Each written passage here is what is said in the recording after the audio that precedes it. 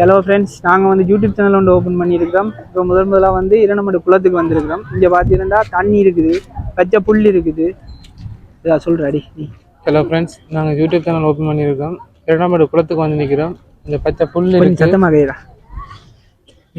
நீ சொல்ல அங்கால பார்த்தீங்கன்னா மீன் பிடிக்கிறாங்க. அண்ணா நாங்கள் யூடியூப் சேனல் ஓப்பன் பண்ணியிருக்கோம்னா வீடியோ எடுத்து நிற்கிறேன். வரப்பரியல இப்படி வாங்க, இப்படி வாங்க.